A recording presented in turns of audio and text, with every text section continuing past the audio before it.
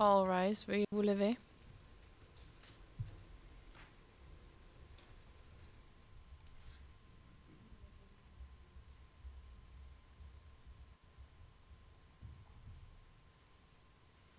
Please be seated. Veuillez vous asseoir.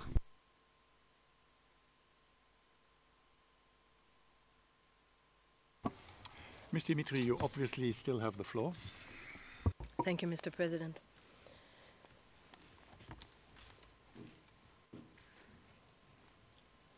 The prosecution also capitalized on ambiguities and failed to address clear evidence in the manner in which, in their brief, they address or fail to address the North and South coordination. And their objective was to portray in their brief, as well as Monday and Tuesday, a single unified anti-Balaka coordination, a hierarchical and structured organization with orders flowing seamlessly from the strategic leadership to the operational level. That's how they sought to frame it. And as your honors know, the evidence unfolded differently than expected. Although that outcome was anticipated when you look at the massive amount of documentary, audio-visual evidence that contradicts the prosecution's position. And this is further elaborated in our brief at paragraph 180 and 180 to 188. But your honors will also recall that the testimony were almost unanimously consistent from all witnesses who testified on the North and the South. But the prosecution chose to rely on one single witness, and that's P0992. Among all the witnesses who testified, they picked a sentence in isolation in its prior recorded testimony and ignored the clarity that the witness provided in court and that the two other witnesses he was referring to provided as well. And you can see this from the next slide, slide 44. So what they did at paragraph 352 is that they claimed that Mr. Yekatom reported to and coordinated with the anti-Balaka leadership, including Mr. Ngesona, during the relevant period. And then in the footnote, they refer to P1552 and P0992. Now, P1552 is a 68-2C witness who speaks after the 5th of December, but is not more specific because the question was obviously not put to him to be more detailed about this answer. Now, 0992, he first said that he joined in June the anti-Balaka coordination, the National General Coordination. And when he speaks about Mr. Yekatom being in that coordination, he refers to two witnesses. Their name appear on the bottom left of your slide. And these are 0888, prosecution witness, and 1193, prosecution witness. And the prosecution disregards this in their brief. They don't quote these witnesses, but they're linked together with 0992. And the fact that these witnesses appear in the national coordination or in the bureau is also conceded by prosecution counsel during his testimony of prosecution witness 1193. And you can see this, I believe, from the next slide.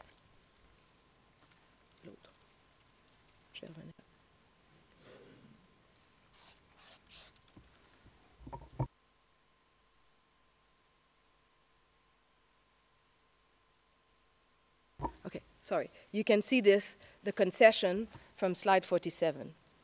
Now, what they did as well in paragraph 285 of their brief, and you can see that in slide 45.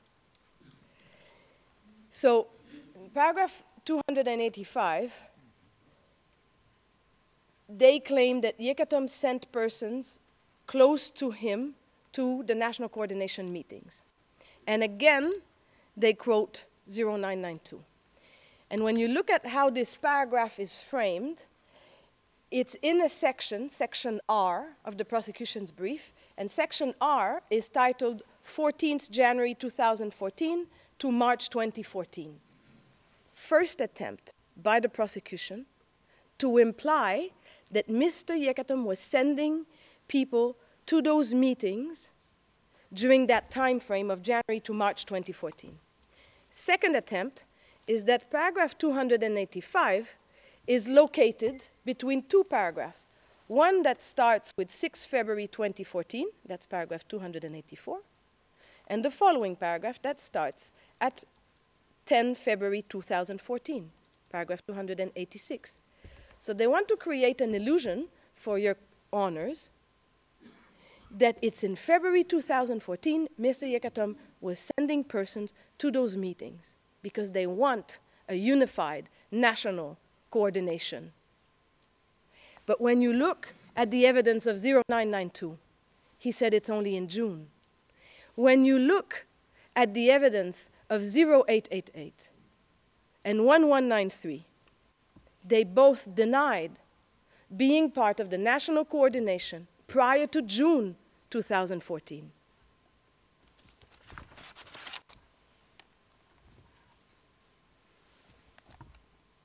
And you can see this on slide 46, where both witnesses categorically deny being part of a national coordination led by Mr. Ngeisona in February 2014, or before June 2014.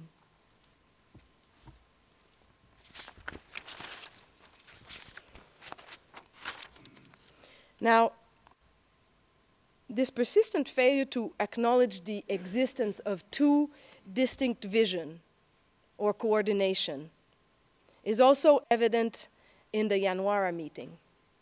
So your honors will recall that a series of witnesses testified that 2 or 3 meetings were held at the end of December 2013 at the Yanwara school. And all of the witnesses, all of them, consistently conveyed that the purpose of those meetings was to convince the North group to adhere to the South vision. Because the South vision was, the South group was a number of individuals not moving along, but sharing one distinct vision, which was we want dialogue for Jotodia to resign. And we want a spokesperson to convey our demands and our dialogue. And we do not want the return to the constitutional order. That was the South vision. And that was the purpose of the end of December 2013 meeting at Yanwara School.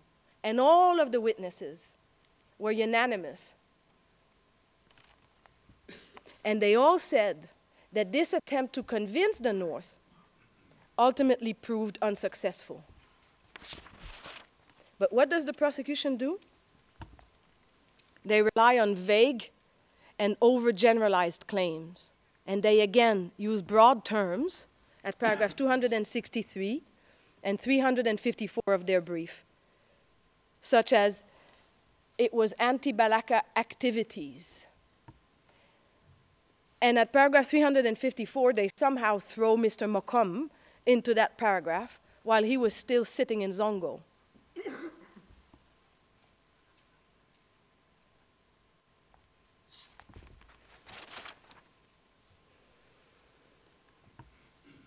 And sometimes, when you look at these paragraphs, not only do they overlook crucial explanations and clarity provided by all prosecution witnesses who testified on those meetings, they throw into a footnote the prior recorded testimony of a witness who came and testified in court, P0954, and agreed on every single suggestion about what the purpose of those meetings was.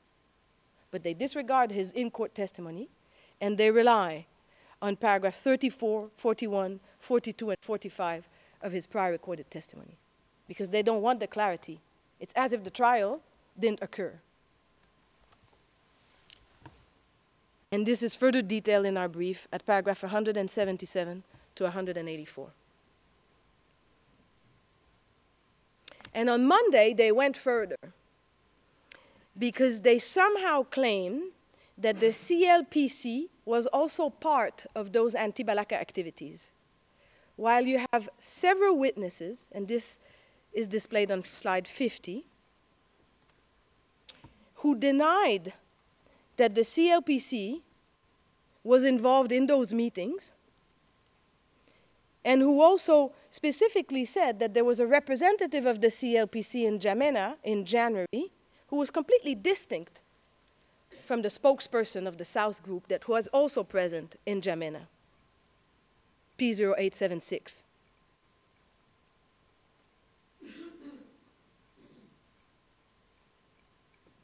And the same unprecise approach used by the prosecution is applied to documentary evidence presented to witnesses. And you can see this from slide 51. This document,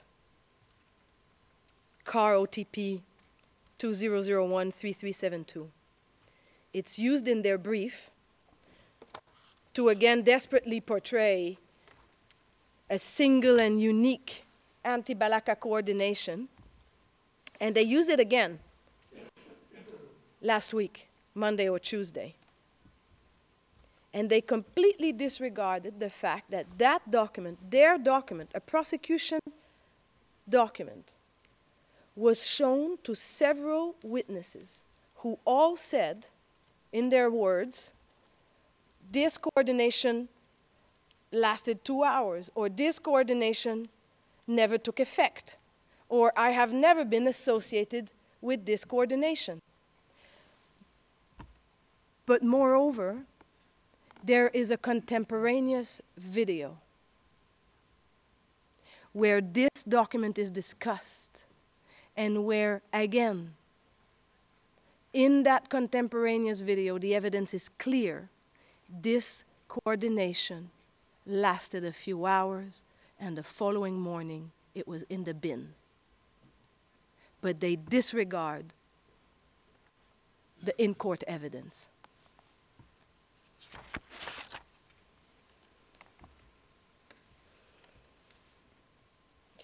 And what do they rely on? At paragraph 278, to support this document, the evidence of P0889, who provided no meaningful answer on that document, apart from saying or being asked if he recognizes the signature at the bottom of the document.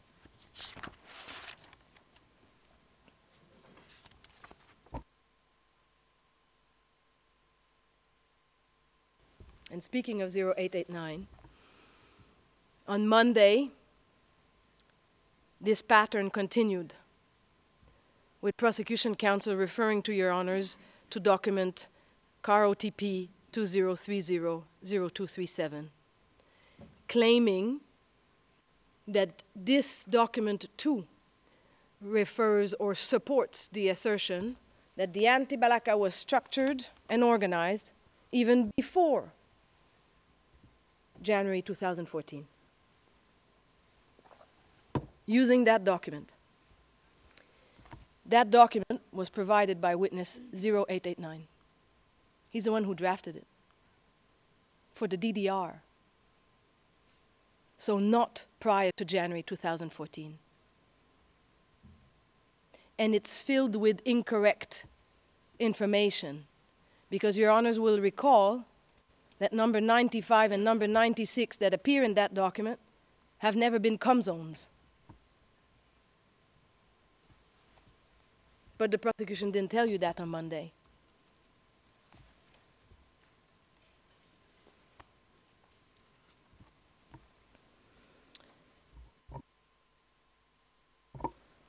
At paragraph 303 of the prosecution's brief,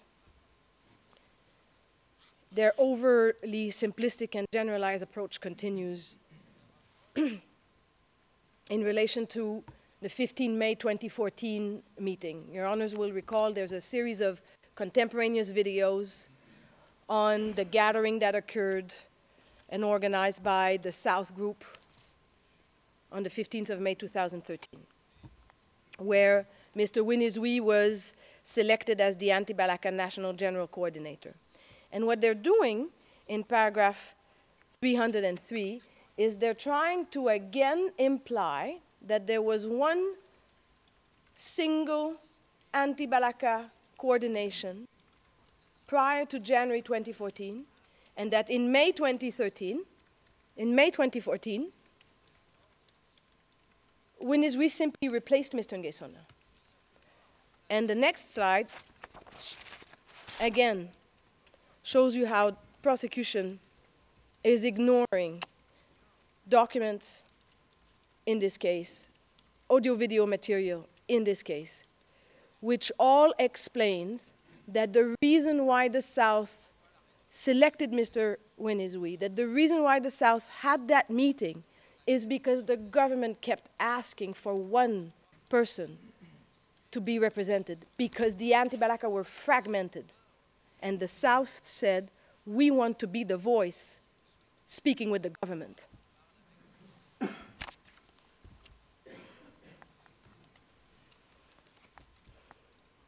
And this is on slide 54. And it's further elaborated in our brief at paragraph 195 and to 198. And my last point on the North and the South coordination and prosecution's attempt to portray Mr. Yekatom as being under Mr. Ngesona from day one is the manner in which they use the document that's on your honor's slide at slide 56. It's used in several paragraphs of the prosecution's brief, 306, 352, 434, and 459. We're just asking you to exercise extreme caution when you look at this document and not to give it much weight. His name is misspelled. The phone number written on the top is not a phone number attributed to Mr. Yekatom. And most importantly, it's dated July 2014. So it certainly doesn't support what the prosecution portrayed in section R, that Mr. Yekatom was reporting to the National Coordination of Mr. Ngesona as early as February 2014. I want to move to my next topic, Your Honors, and it's call data records.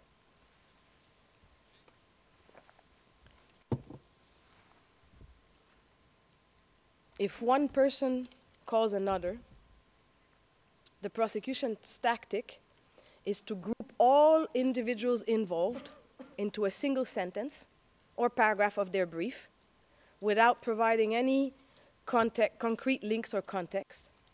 And they attempt to create this artificial association that there was a masterminded, coordinated attack. So that you have these paragraphs of their brief where they put several names and they say, well, they all agreed through phone calls for the attack.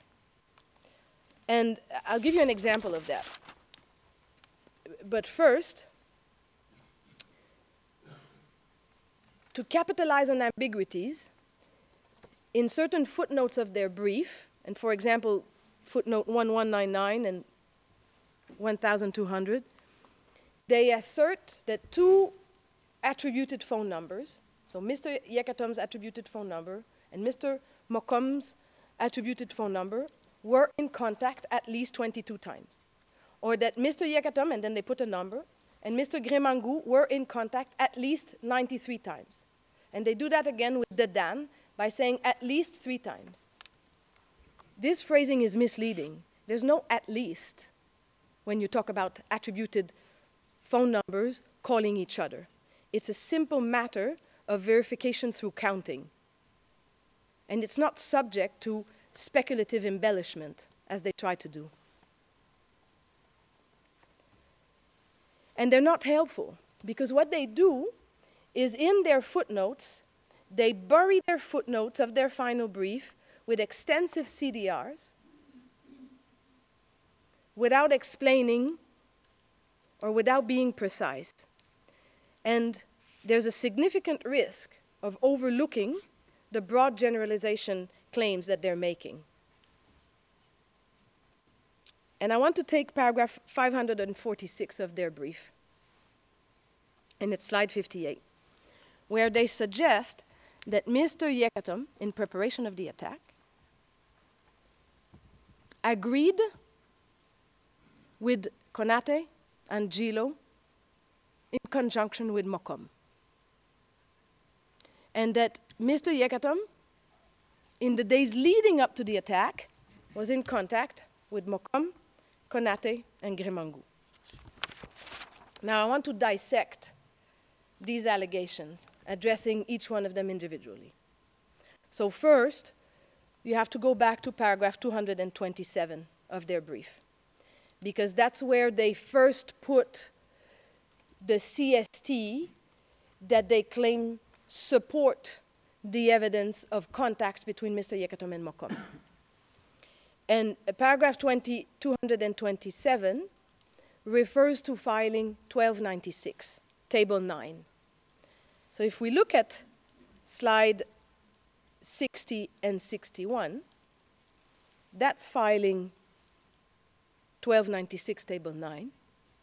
There are phone calls that they attribute to Mr. Yekatom, and it's the one highlighted in red, which don't belong to him. And they know that.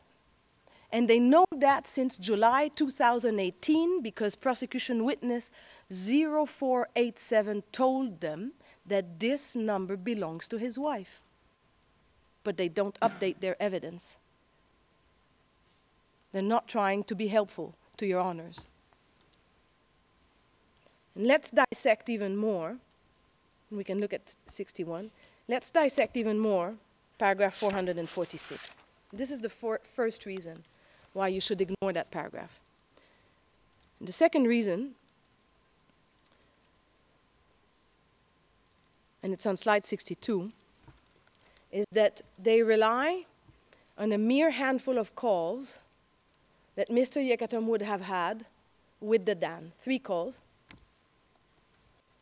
on the 1st of December to support the assertion that somehow he agreed in the days leading up to the attack with Mr. Mokom. 3 calls, less than a minute. And that's what they use to claim that there was an agreement for an attack. The third reason, why you should disregard paragraph 446 is that there is no evidence that Mr. Yekatom had phone calls with Mr. Konate. You can look in the CDRs. Prior to the 5th of December, there are no calls. And we went further, because in paragraph 361 of our brief, we provide you with evidence showing that Mr. Yekatom was not in possession of Mr. Konate's phone number at that time.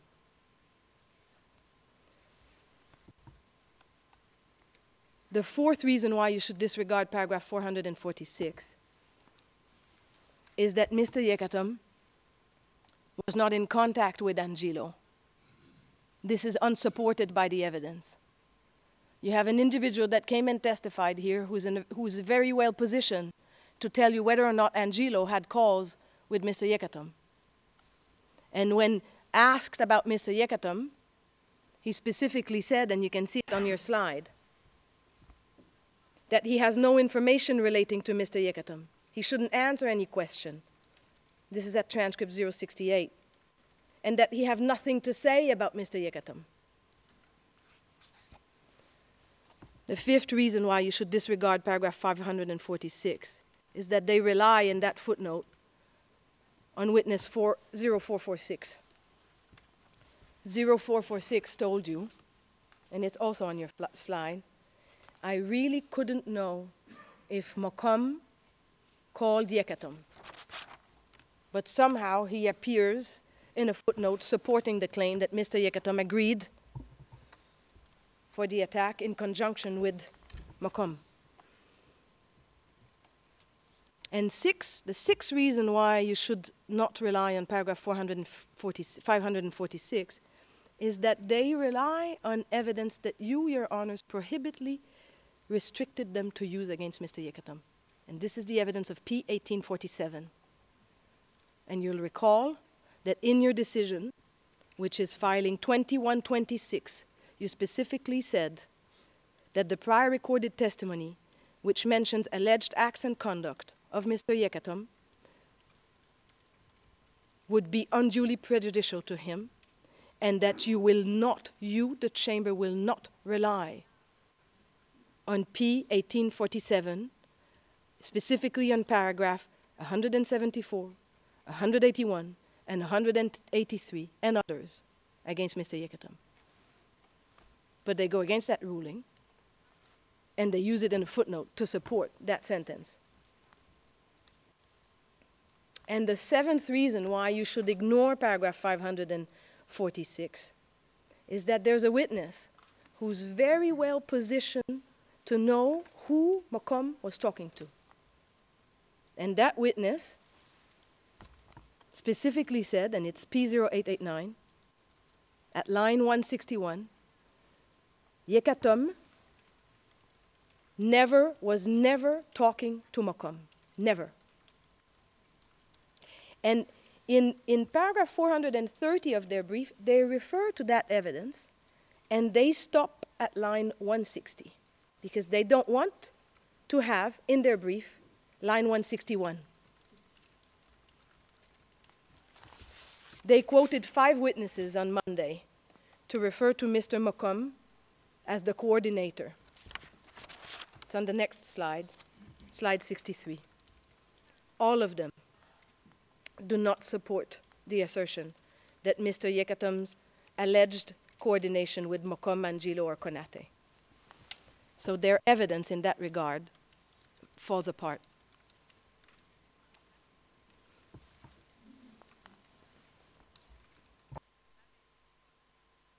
I would like to use another example for your honors to show you their misuse of CDR evidence, and it's at slide 64. And it's a sentence where they claim that after the 5th of December, until his return to Bangui on 6th of February, Macomb remained in contact with Yekatom, paragraph 240. Now, we had a look at Macomb calls events as attributed by the prosecution, and it's slide 65.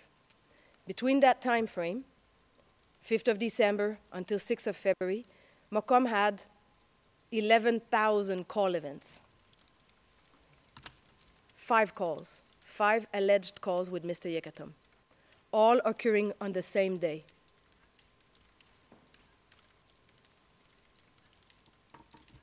"9th of January, the day where the South and the North are sending different representatives because they have different visions.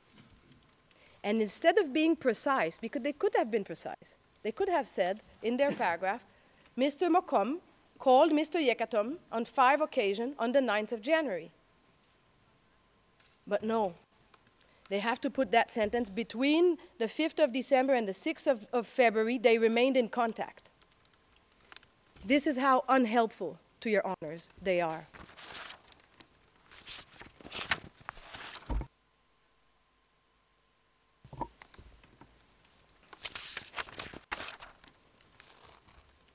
I would like to address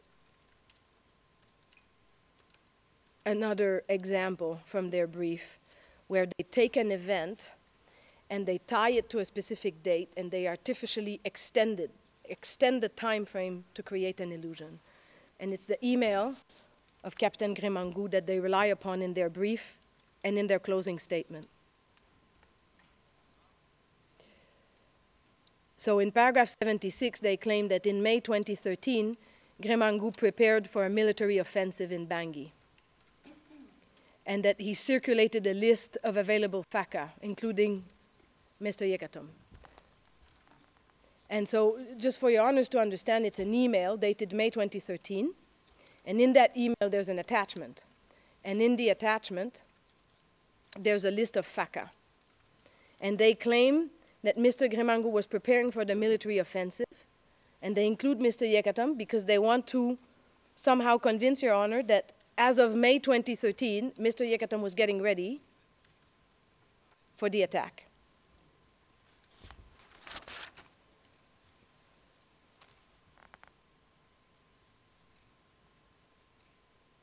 Let's look at the next slide. The first contact Grémangou had, according to the CDRs, with Mr. Yekatom is several months later, 29 November. So on what basis do they claim that somehow they imply Mr. Yekatom is involved in the planning of the 5th of December attack as early as May 2013, simply because Mr. Grémangou sent a list of available FACA who were residing in Boeing and Catin?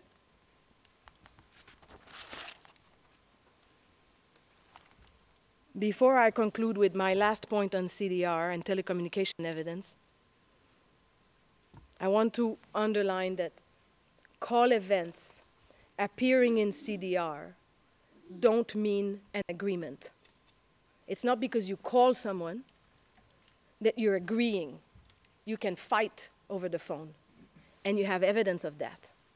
And you have evidence that certain individuals fought over the phone with Mr. Mokom. And you have evidence, and it's on slide 70, that individuals fought over the phone with Mr. Banoukepa, for example.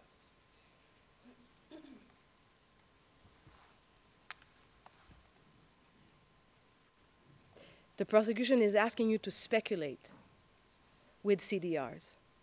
And that's what they're trying to do when they're claiming that Mokom liaised with Yekatom regarding the deployment of elements near the airport in preparation of the attack. The CDR don't go that far. And the final point I want to address in relation to CDR is when a witness asserts that he used his attributed phone number to call Mr. Yekatom's attributed phone number, and CDRs don't show that call, the conclusion is straightforward. The witness lied. And this is what P0954 did.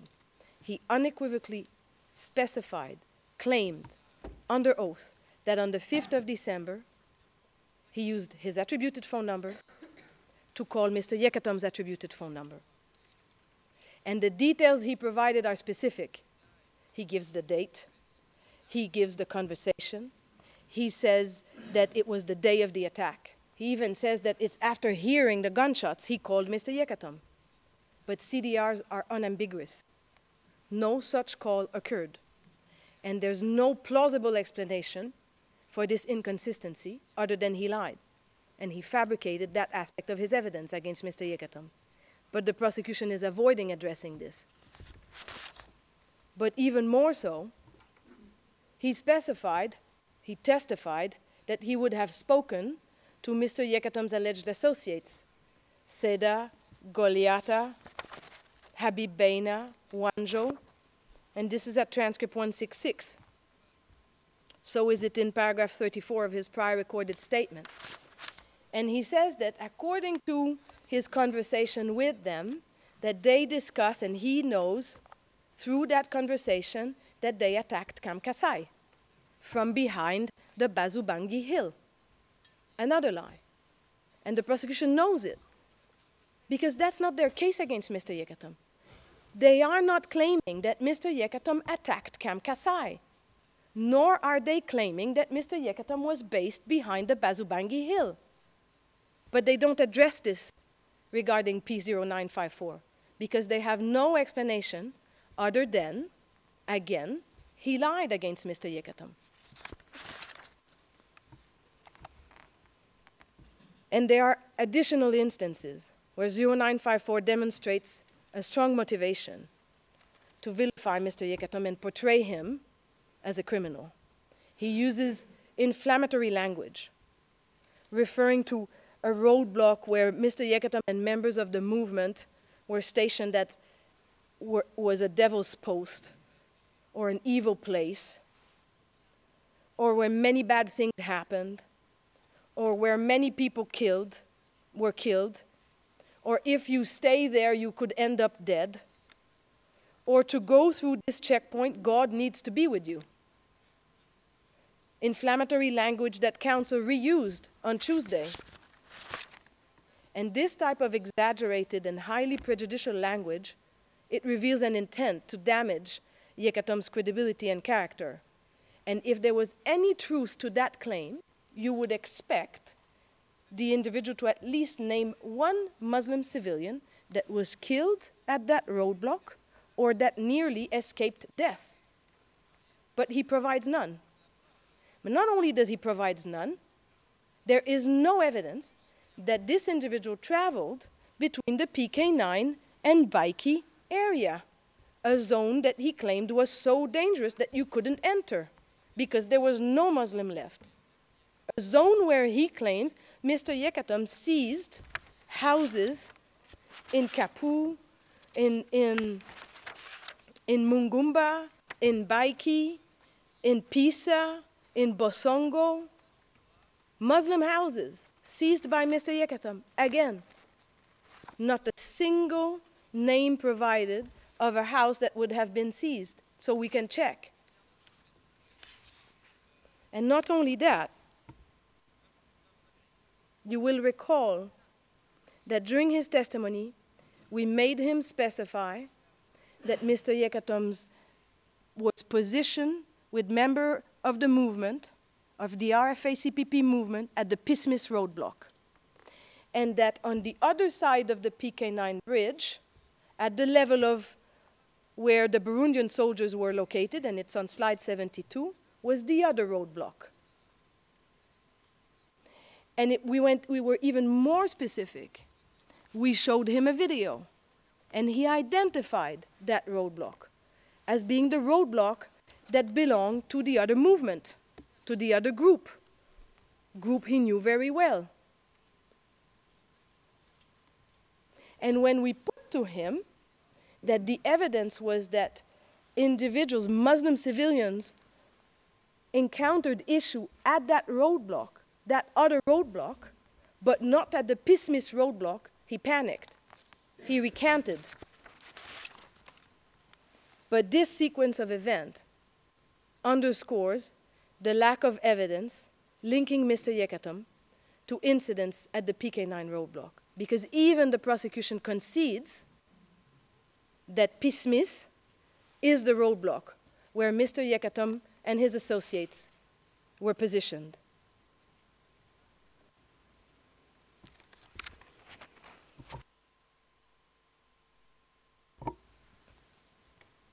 And when a witness resorts to exaggerated language, such as Mr. Yekatom considers others as dogs, or he's a half-god, it signals an attempt to color the evidence with emotional bias. And when a witness resorts to exaggerated language and takes an oath, and subsequently provides false testimony that can be objectively checked, disproven, through objective evidence such as CDR, and that the prosecution unquestionably accepts the witness statement at face value without scrutinizing it, it shows, it reflects a concerning disregard for credible evidence. And on that point, with your honor's leave, I'll leave the floor to Ms. Gise, who will address you on Yanwara School as well as on P0954. Thank you, Ms. Dimitri. Ms. Gise, take your time to arrange yourself.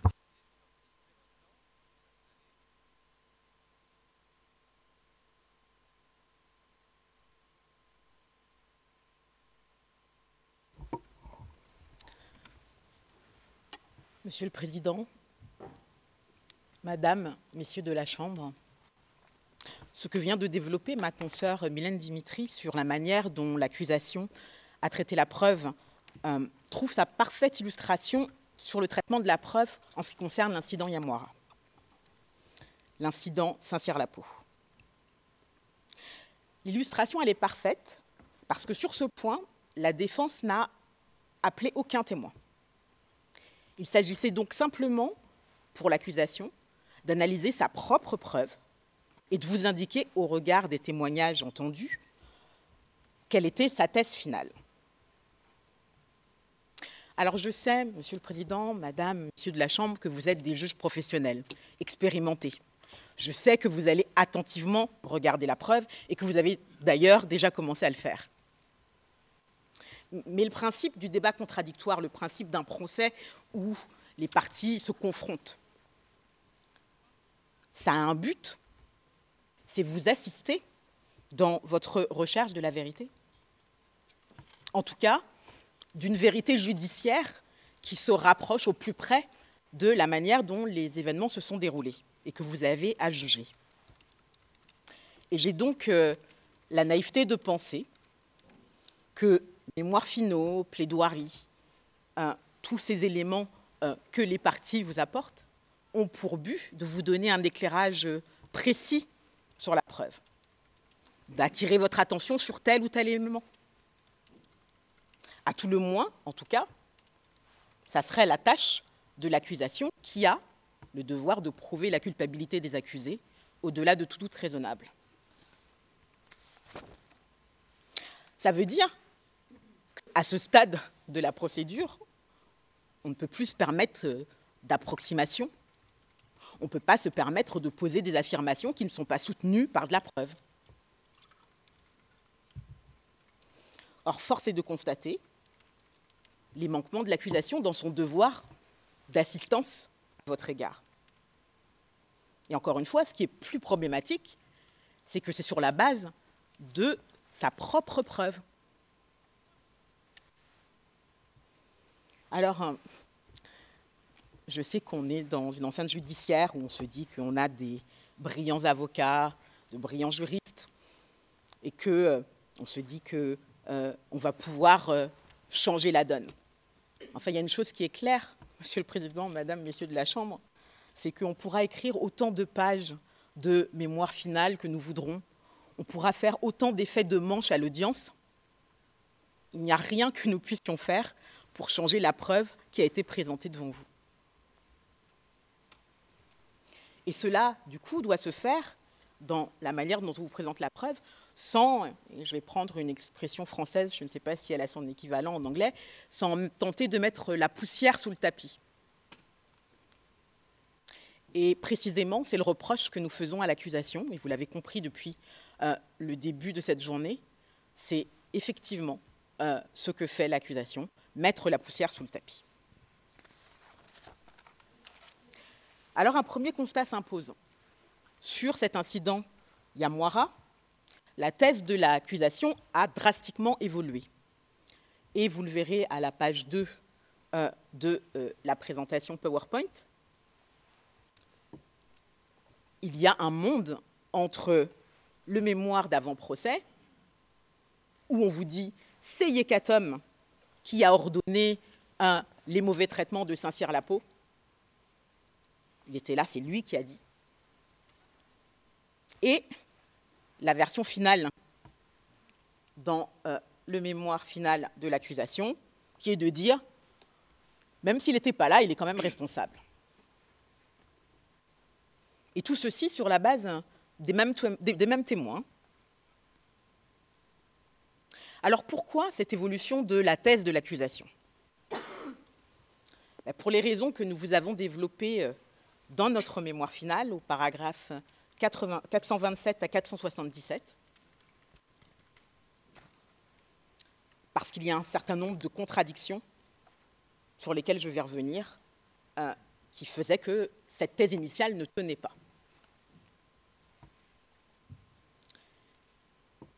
Et je vous ai parlé d'évolution, mais il y a un manque de transparence, en fait, sur l'évolution de la thèse de l'accusation.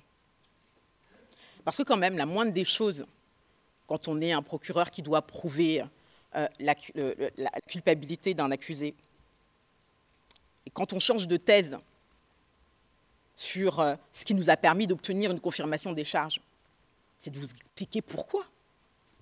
On doit vous le dire. Et on doit vous dire exactement quelle est la thèse finale qu'il faut retenir.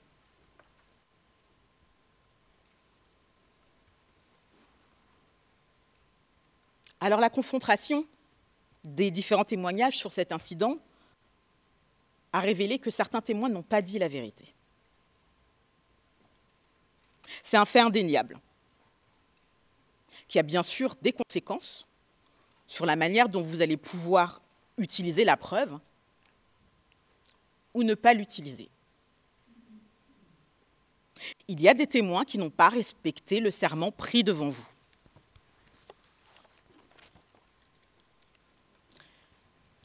Alors, un témoin peut se tromper, Monsieur le Président. Les témoins ne sont pas infaillibles, on le sait. Mais ça veut dire qu'il faut en tenir compte. Un témoin aussi peut être confus, ne pas avoir les idées claires, ne plus bien se souvenir. Mais ça veut dire aussi qu'il faut en tenir compte, en le confrontant au reste de la preuve, à ses déclarations antérieures. Et puis, aussi désagréable que cela soit, il y a des témoins qui mentent délibérément, pour diverses raisons.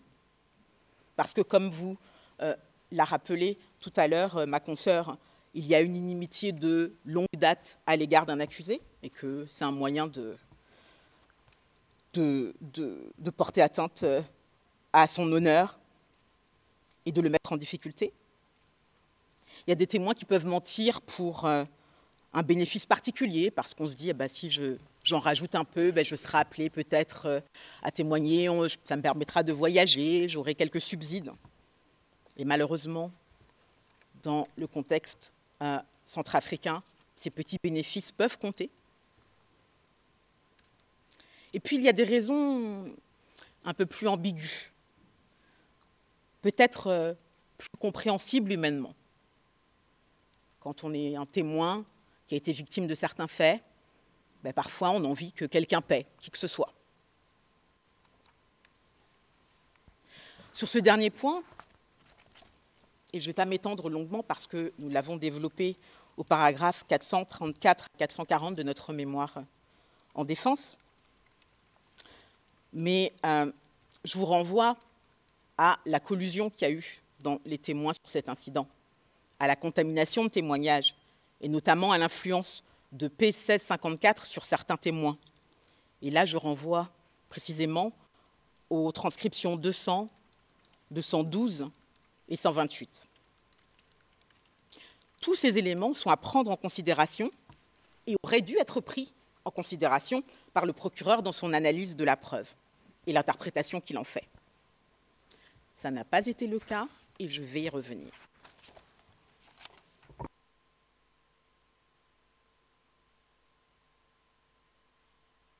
Alors je veux, Monsieur le Président, être parfaitement clair.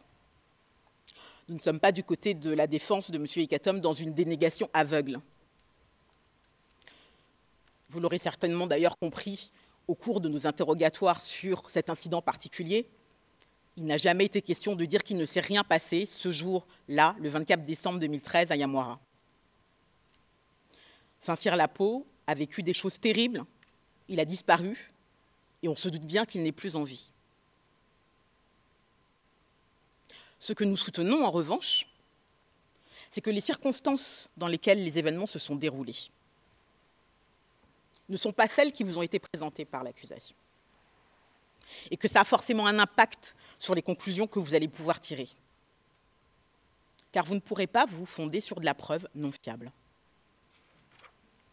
Et pour être complet aussi, il n'est pas contesté que M. Ekatom est arrivé à l'école Yamoara plus tard dans la soirée, le jour de cet événement.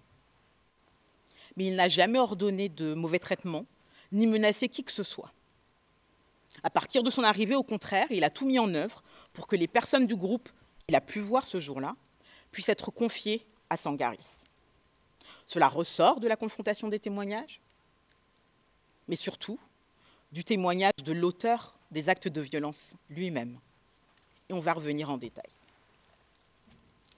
Je précise, Monsieur le Président, que pour me permettre de plaider en audience publique, je ne vais me référer que, bien évidemment, au pseudonyme. Et quand je voudrais renvoyer la Chambre et les parties à des parties spécifiques, je vous renverrai à des pages de ma présentation.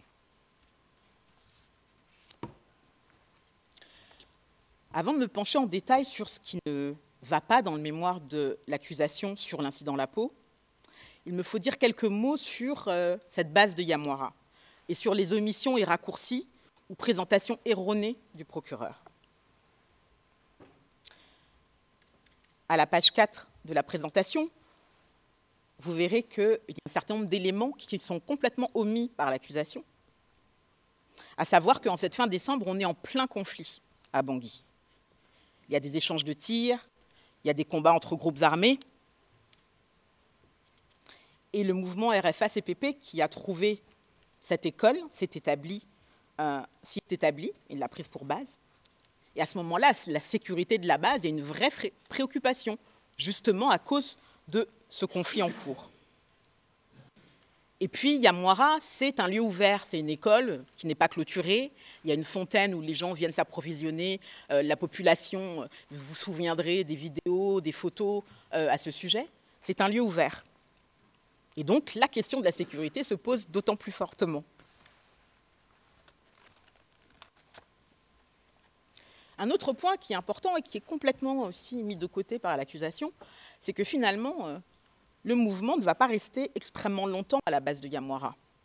En gros, si on prend comme début l'arrivée au 13 décembre, comme les vidéos au dossier semblent me démontrer, et la déclaration de paix 1839 qui situe le départ autour de la démission de M.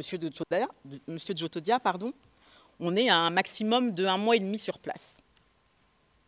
Et cette présence relativement courte sur les lieux, elle a une incidence dans le dossier, elle a son importance. Pourquoi? Alors on vous dit qu'on invente des choses du côté de la défense, pas du tout. Quand on vous dit que M.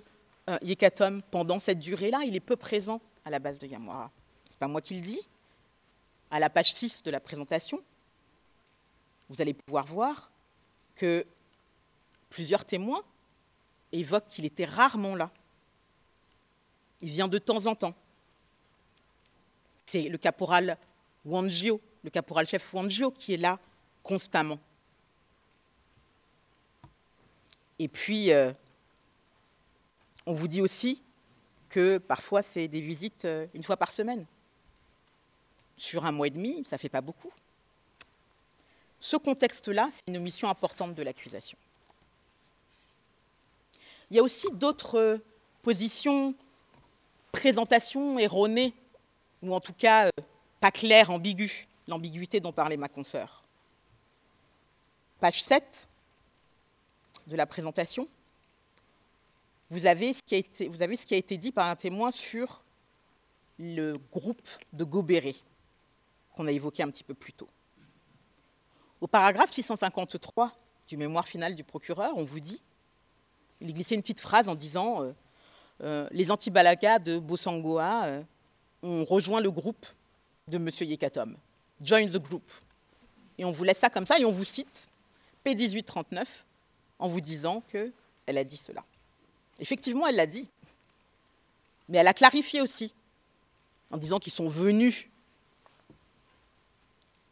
sur la base à un moment, mais qu'ils n'ont jamais rejoint le RFA-CPP. Et ça, on vous le met. Là encore, dans le but de donner une impression de mouvement unifié à une date qui n'est pas la bonne.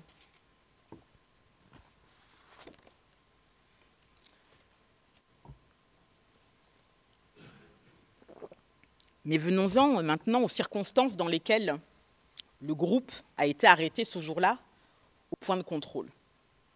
Revenons à cet incident qui nous occupe. Alors oui, un groupe de personnes a été arrêté à un barrage tenu par un certain Alcanto qui appartenait au mouvement du RFA-CPP. Mais non, les circonstances dans lesquelles ça s'est passé ne correspondent pas à la façon tronquée dont l'a présentée l'accusation.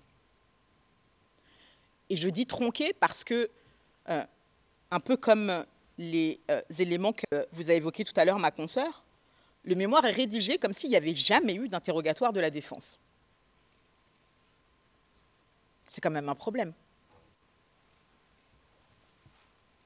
Et parce qu'il y a eu des interrogatoires de la défense, il ressort que, il y a un premier élément fondamental complètement omis par l'accusation, il ressort que on ne peut pas dire que ce groupe a été arrêté parce qu'on les a pris pour des musulmans ou parce qu'il y avait des musulmans au sein de ce groupe. Parce que, au paragraphe, c'est ce que vous dit, hein, au paragraphe 655, le procureur. La preuve qui vous a été rapportée, c'est que plusieurs témoins, P1705, et c'est sur la présentation, page 9, plusieurs témoins vous indiquent que ce même groupe a été arrêté ce même jour, une première fois, à ce point de contrôle. Qu'ils étaient dans un véhicule qui a été contrôlé, parce que c'était l'objectif de ces points de contrôle, vérifier qu'il n'y avait pas de danger, et parce que ça, c'est un témoin aussi qui vous le mentionne, parce que les Séléka, à ce moment-là, utilisaient des véhicules civils pour s'infiltrer. Le véhicule a été contrôlé et il a été laissé repartir.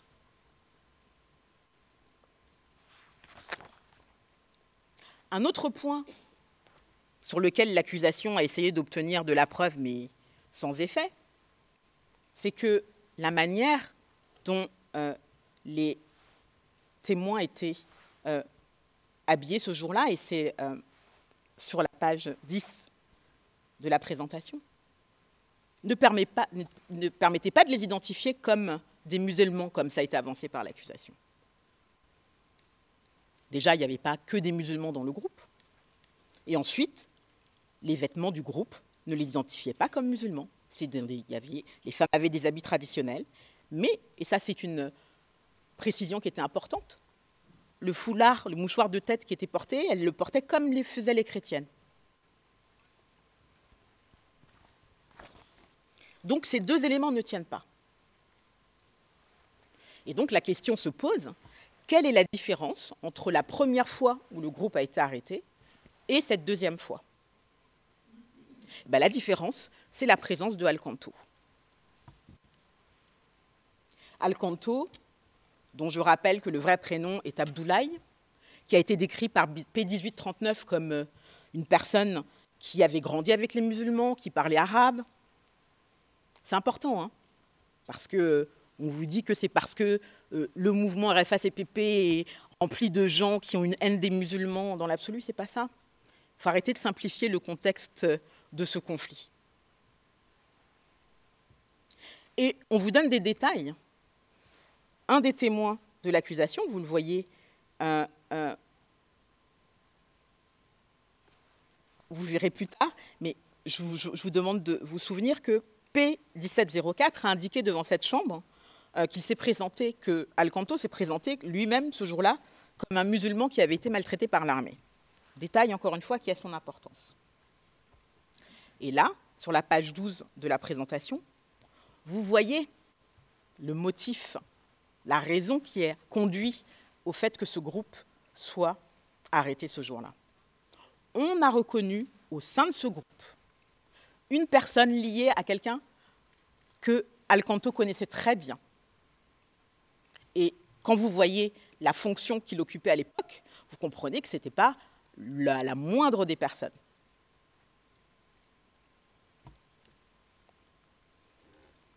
Donc ce n'est pas ça qui est mis en avant, hein. Le témoin vous dit, ce qui a été mis en avant, c'est cette qualité-là. Et je vous renvoie aussi au paragraphe 430 de notre mémoire finale. Une autre certitude qu'on a sur les circonstances dans lesquelles le groupe a été arrêté, c'est que Alcanto avait non seulement un grief avec la personne qui était liée aux membres du groupe, mais il avait aussi un grief personnel à l'égard du membre du groupe lui-même. Et ça, encore une fois, c'est pas moi qui l'invente, hein, ça ressort des propres déclarations extrêmement circonstanciées des témoins qui étaient présents ce jour-là. Et à la page 13, vous avez la démonstration par les témoignages qu'il y a un grief personnel qui est mentionné clairement par Alcanto ce jour-là. Et alors pourquoi, du côté de l'accusation, on ne parle pas de ces éléments? Mais parce que ça affaiblit la thèse d'un ciblage du fait de la religion. C'est pas ça le problème ce jour-là. Et puis, il y a un autre point extrêmement important. En dehors de ces griefs qui ne peuvent pas être ignorés, on doit aussi mettre en lien avec un autre pan de la preuve qui a été complètement ignoré lui aussi par l'accusation, qui est la découverte d'au moins une carte Seleka. Et ce pan de la preuve, il est tellement ignoré que hier, à la transcription 307, page 7, et vous en avez un extrait à la page 14 de la présentation, on nous affirme du côté de l'accusation avec aplomb « These individuals were singled out solely because of their association with Muslims and their perceived collective support for Seleka ». Là, je veux faire une petite pause pour vous renvoyer aussi à une deuxième partie d'une citation de l'accusation hier, cette fois-ci page 11, où on vous donne une définition de la politique criminelle qui n'est pas celle retenue par la décision confirmant les charges. Et là, je vous renvoie au développement des paragraphes 5 à 6 et 622 et 628 de notre mémoire finale. Mais on n'a jamais dit que la politique, c'était les individus associés aux musulmans. On a dit les musulmans qui étaient, et ceux qui étaient, en fonction de leur religion ou de leur origine supposée, associés au Seleka du fait de leur religion. Ce n'est pas n'importe quel individu chrétien. Et soit dit en passant, Saint-Cyr-Lapo n'était pas musulman. Ma consoeur Sarah Bafadel reviendra plus longuement sur ce point, mais c'était important de le noter, pour vous montrer à quel point on a un aveuglement de l'accusation par rapport à sa propre preuve. Et puis, je suis obligée de souligner un peu le manque de transparence, parce que quand on vous fait un petit glissement sémantique comme ça, un peu en catimini, comme si vous ne pouviez pas lire la décision de confirmation des charges pour savoir quelle était exactement la politique criminelle, ça pose un problème. Mais surtout, dans tous les cas, quelle que soit la définition que donne l'accusation de cette politique, vous avez les déclarations de P1839. P1839 dont, à la transcription 306, l'accusation vous dit qu'elle a fourni des éléments de preuve fiables à la Chambre. Et bien, ce témoin fiable, qu'est-ce qu'il vous dit? Il vous dit, ce jour-là, au point de contrôle, on a trouvé une carte Seleka. En fait, elles en dit deux, mais ça n'a jamais été clarifié par l'accusation. Mais elle vous parle de cette carte Seleka, elle vous la décrit même, parce que, Monsieur le Président, vous aviez demandé mais comment ça se présentait, cette carte. Et elle vous en donne une description. Et on a un autre témoin dans cette affaire, P2050, qui vous explique que oui, effectivement, depuis bien avant décembre 2013, des cartes Seleka d'identité avaient été mises en circulation. Mais ça n'intéresse pas, Monsieur le procureur. Ça n'intéresse pas parce que ça ne va pas dans le sens de sa théorie, qu'il ne veut pas changer malgré sa propre preuve. Et je rappelle que P1839 avait également indiqué que la découverte d'une carte SIM dissimulée avait aussi renforcé les suspicions à l'égard de ce groupe.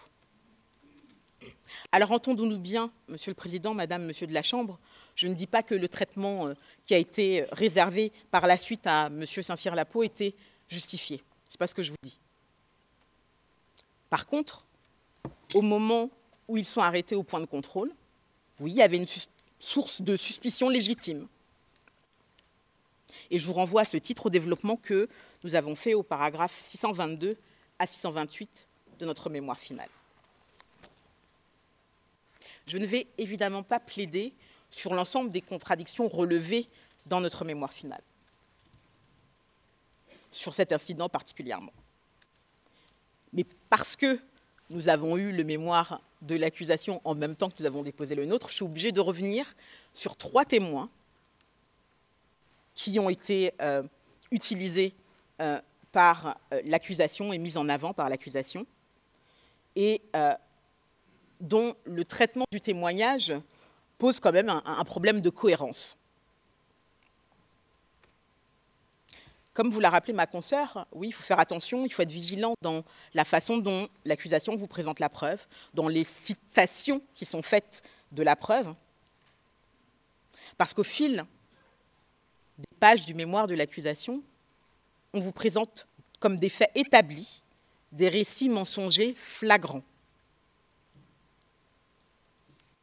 Or, il y a un impact de ces contre-vérités sur la preuve, et vous ne pourrez évidemment pas adopter l'approche sélective et partielle qu'a adoptée l'accusation sur ce point, parce que ça aboutit à des non-sens. Premier exemple de contre-vérité, P1716, page 17 de la présentation. Ce témoin vous a affirmé de façon catégorique que les femmes avaient été déshabillées à l'extérieur en présence des hommes. Et il va même, et c'est important, vous donner des détails sur le fait qu'un jeune garçon de 12 ans aurait pris les vêtements de ces femmes. C'est vrai que quand on a essayé donc de creuser un peu plus, il ne pouvait pas donner plus de détails, mais il a quand même donné celui-là. Sauf que cette scène et le fait que les femmes auraient été déshabillées à l'extérieur en présence des hommes, c'est parfaitement contredit par l'ensemble des autres témoins sur cet incident. P1811, P967, P1704, P1705 et P1839 qui vous dit que non seulement c'est faux, mais que c'est archi faux. Et pourtant, alors que cette scène n'a jamais existé, elle va être utilisée à plusieurs reprises par l'accusation pour soutenir la présence d'enfants soldats au sein du RFA-CPP. Et je renvoie ici au mémoire final du procureur, paragraphe 506, paragraphe 748, paragraphe 754. Là encore, vous avez la démonstration de l'utilisation sélective de la preuve du procureur, qui reste aveugle aux contradictions de sa propre preuve. Je ne l'insisterai jamais assez. Autre mensonge caractérisé. Dans son mémoire final, au paragraphe 660, le procureur met en avant le témoignage de P1704. Mais il omet de mentionner que son récit est incompatible avec le reste de la preuve. P1704, c'est quand même celui qui a affirmé que lorsque le groupe est arrivé à la base de Yamura, M. Yekatom était là, et que c'est lui qui aurait donné l'ordre de battre les hommes. Sauf que, là encore, P1704 est contredit par plusieurs des témoins présents ce jour-là. Contredit par P1811, P967, P1839 et même P1705.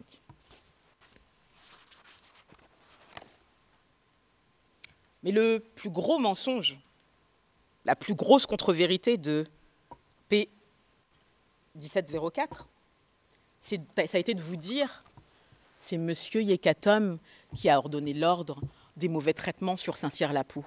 C'est lui qui était là, c'est lui qui a donné l'ordre.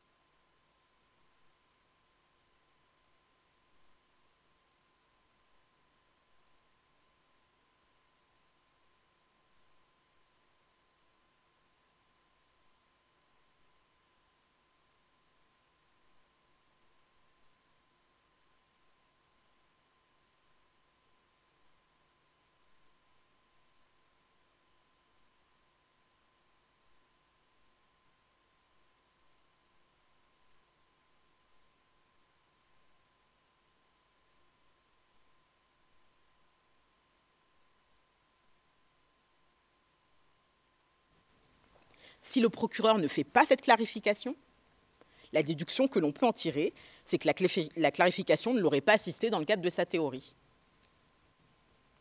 Et là, clairement, Monsieur le Président, Madame, Messieurs de la Chambre, vous devrez tenir compte et tirer toutes les conséquences de ce refus du procureur de creuser plus loin ce témoignage, parce qu'on ne peut pas soutenir que cet acte s'inscrivait dans le cadre de la supposée politique à laquelle aurait souscrit M. Yekatom, et pas la politique redéfinie par l'accusation, mais celle pour laquelle il est poursuivi, ni même que les actes perpétrés sur Saint-Cyr-la-Peau par l'auteur principal des faits avaient pour but avait le but requis pour établir le crime au sens du statut. Et l'arrêt Celibidache, je renvoie bien évidemment au paragraphe 438 et suivant, et notamment le paragraphe 452 que j'ai paraphrasé. Il y a un autre point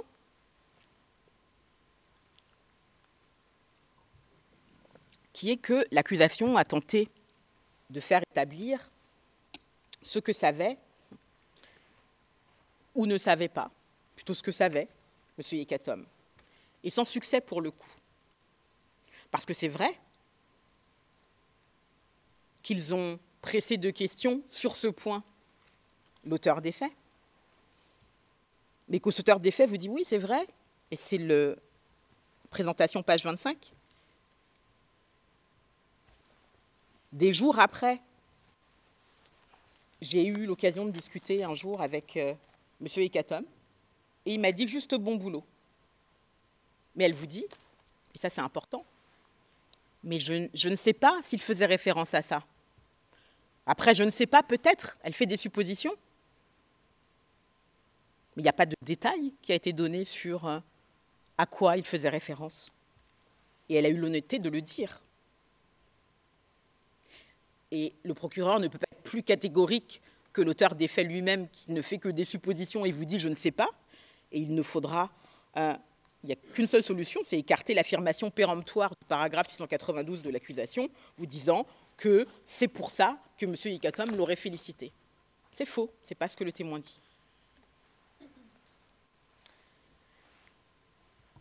Il y a un autre point sur lequel il faut revenir, qui est le récit mensonger de P954, qui est pris comme élément de corroboration par l'accusation.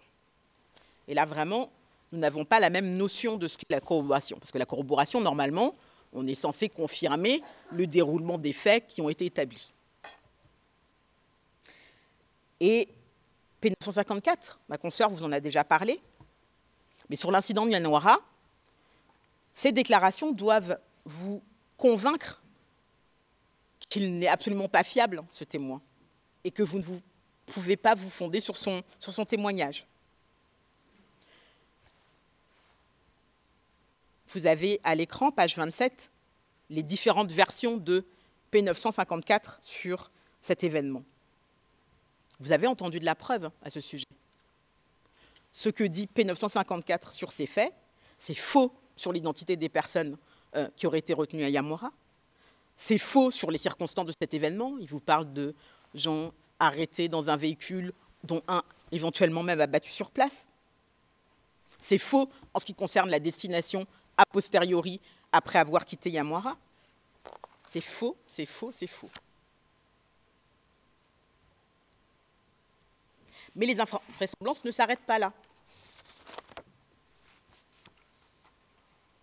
Parce que, après vous avoir donné ces différentes versions, notamment celle initiale du paragraphe 86 de sa déclaration aux enquêteurs, où il vous dit « J'ai été informé par 2 membres du mouvement de M. Yekatom », il dit du groupe de M. Yekatom. Et il confirme à l'audience T166 le nom de ces 2 personnes que vous voyez à l'écran. Et là où ça devient intéressant, parce que hein, le diable se cache dans les détails, c'est que plus tard, dans sa déposition, il est amené à commenter une liste d'éléments qui correspondent à différents FACA de l'axe sud. Et on lui demande de commenter cette liste en mentionnant par une petite croix les gens qui faisaient partie de son propre groupe à lui. Et bien bizarrement, les gens qu'il attribuait, dont il disait qu'ils étaient membres du groupe de M. Ekatom, sur ce document, ils apparaissent comme les membres de son groupe à lui. Ces gens qui étaient supposés avoir les informations de première main, qui lui auraient donné, qui auraient été présents au moment des faits, qui lui auraient raconté ce qui s'était passé à Yamwara, c'est des gens de son groupe. Et ça, c'est confirmé. Vous verrez le troisième nom qui est à l'écran, donc à la page 29. C'est le nom de P1858 qui confirme que ces gens ont toujours fait partie du groupe de P954. Alors on comprend pourquoi les déclarations ne correspondent pas à la preuve que vous avez entendue. Voilà ce qu'il en est du témoignage prétendument fiable de P954. Mais P954, il ne s'arrête pas là. Parce qu'il aime bien en rajouter, P954. Plus il y a de détails incriminants, mieux il se porte. Et là encore, il vous dit, ce jour-là, le jour de cet événement, j'ai eu M. Ekatom en ligne et il m'a avoué. Ah, l'aveu. Monsieur le procureur, il s'attache à cet élément. Sauf que là encore, comme pour le 5 décembre, il n'y a pas de trace de cet appel téléphonique supposé dans les CDR. Et on ose vous dire, au paragraphe 675 du mémoire du procureur, « Ah non, mais ce n'est pas significatif. C'est insignifiant. » La défense n'est pas de cet avis. Et pas seulement parce que cet appel supposé se trouve maintenant mis en exergue au paragraphe 697 du mémoire du procureur, ni même parce que l'accusation s'est encore fondée dessus à la transcription 307, page 9, mais parce que maintenant, ça fait 2 récits d'appels téléphoniques supposés de P959 qui ne sont corroborés par aucun élément dans ce dossier. Alors c'est très significatif, oui, c'est très significatif sur la propension de P954 à mentir.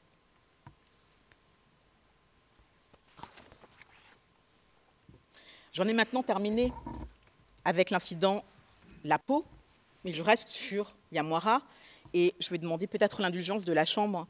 Je pense que je peux en terminer en peut-être une dizaine de minutes. Je risque de déborder peut-être de 5 minutes sur le temps de la pause, mais ça aurait le mérite. Miss, I think Ms. Dimitri begs to differ. Perhaps you could consult with her first. J'espère que tu débordes de 5 minutes de plus. Ah oui, voilà. On me dit que je ne dois pas être débordée, mais je tiens pour les besoins de la transcription à dire que si on n'avait pas débordé sur la première partie, je serais tout à fait en temps et en heure. Mais je compte sur l'indulgence de la Chambre à ce sujet et je fais en sorte de ramasser mon propos. Then I think we simply stop at this point in time and have the lunch break until 2 o'clock. Or not? Or do you want to finish? Pardon. Enfin, je suis entre vos mains, Monsieur le Président, mais je me proposais de terminer. J'en ai plus pour beaucoup de temps. Et en essayant de concentrer... No. Well, that was a misunderstanding by me. No, that's not a problem at all. I will give you the time to finish your point. Je vous remercie, Monsieur le Président. Donc, je disais que j'en avais terminé avec l'incident Lapo et que je passais maintenant à un autre thème sur Yamwara qui est important, qui est celui des corps enterrés à Yamwara, dont l'accusation a parlé à de multiples reprises au sein de son mémoire final. Et notamment au paragraphe 551 du mémoire final de l'accusation, on vous évoque P0487 et son récit de la découverte d'un corps sans tête à Yamwara. P487, Monsieur le Président, Madame, Messieurs de la Chambre, vous vous en souviendrez, a longuement déposé devant cette Chambre, et le moins que l'on puisse dire, c'est qu'il n'a pas brillé par sa crédibilité. Du haut de sa fameuse position stratégique, dont personne n'a très bien compris à quoi elle correspondait, il vous a dit beaucoup de choses. Et il en a rajouté, lui aussi, sur de la preuve incriminante, tellement il voulait se distancer de M. Ekatom. Mais ce qui est intéressant, c'est qu'au paragraphe 551, l'accusation se fonde sur son témoignage pour vous dire qu'après le 5 décembre, le RFA-CPP aurait continué à commettre des attaques contre la population musulmane, notamment à Yamwara. Et on vous parle de ce corps sans tête. Quelles sont les circonstances de la mort supposée de cet individu? On ne sait pas. Sur quel fondement le procureur se fonde pour dire que cet individu aurait été musulman? On ne sait pas non plus. Mais pourtant, c'est cité comme source à l'appui de son paragraphe. Et puis, surtout, encore une fois, on a évoqué la base ouverte de Yamwara, ce qui nous dit que ce corps aurait été exposé en pleine journée. Je ne parle même pas de la crédibilité du témoignage en tant que tel, mais aucune valeur probante sur ce que le procureur entendait démontrer. Et c'est d'autant plus fort qu'au paragraphe 576 du mémoire du procureur, on vous cite toujours P487, et là, c'est à la page 33 de la présentation que vous allez avoir cela. On vous pose P487 comme ayant à l'appui sur le fait que des musulmans ont été enterrés à Yamwara. Donc, toujours pas de lien entre son récit et le fait qu'il y aurait des musulmans enterrés. Mais surtout, on vous dit, et il est corroboré par 1528. Et alors, 1528, il est corroboré par, il serait corroboré dans sa déclaration que vous voyez affichée à l'écran, au paragraphe 43, 44 et 45. Sauf que quand on va regarder le paragraphe 45, on ne parle pas de l'école de Yamwara du tout. On parle du collège de la paix, qui se trouve dans un autre quartier de Bangui. Donc là, on est toujours dans les approximations, les fausses corroborations de l'accusation. C'est un autre exemple qui montre qu'il faut faire preuve de vigilance face à ce qui vous est mentionné dans ce mémoire. Un autre exemple, dans la même lignée, c'est P1339 qui est utilisé pour cette supposée attaque par le RFA-CPP et le fait que des corps de musulmans civils seraient enterrés à Yamwara. P1339 est cité au paragraphe 683 du mémoire final de l'accusation. Alors P1339, on vous en a parlé suffisamment. Je vous renvoie bien évidemment à tous les problèmes de contradiction qui se posent à son témoignage, et notamment au paragraphe 106 à 135 de notre mémoire finale. Mais quand même, quand il parle et qu'il donne des clarifications, il faut les prendre en compte. Et là, très spécifiquement, vous le voyez à l'écran, page 35, là où on vous dit que P1339 corrobore le fait que des musulmans civils étaient enterrés à Yamwara, je ne sais pas ce qu'il vous dit. À l'audience, T159, il a clarifié les choses. Il parlait de combattants, Et puis, pourquoi ça a son importance? Parce que l'accusation vous dit, en tout cas ça ressort de son mémoire final, qu'il y aurait une dizaine de corps enterrés à Yamwara et que c'est supporté par de la preuve. Et là, on passe à la page 36 de la présentation. Pour vous dire qu'il y a une dizaine de corps, qui vous cite-t-on? P1990. Et qu'est-ce qu'on cite P1990? On cite sa déclaration écrite au paragraphe 42, où il est mentionné que 10 corps auraient été exhumés de Yamwara. Sauf que P1990, il a été entendu devant cette chambre et il a clarifié, alors comme c'était en interrogatoire de la défense, je suppose que ça ne compte pas, il a clarifié en disant « j'ai toujours dit 3 corps, il y a une erreur dans ma déclaration ».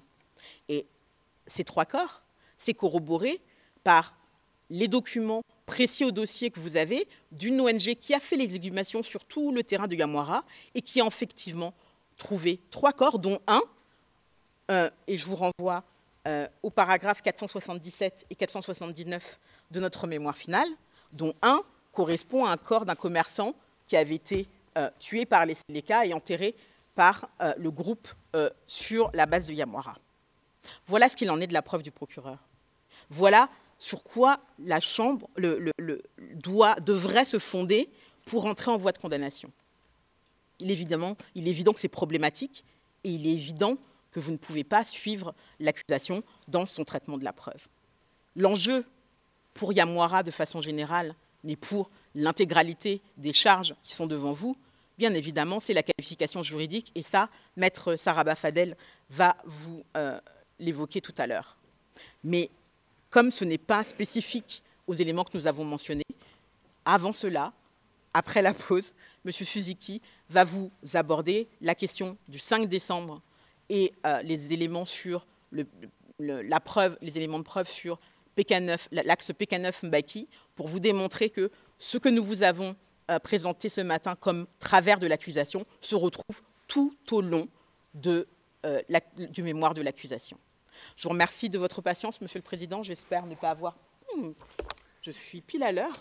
J'ai peut-être été un peu rapide et je prie les interprètes de bien vouloir m'en excuser, mais du coup, je n'aurai pas à subir les foudres de Maître Dimitri.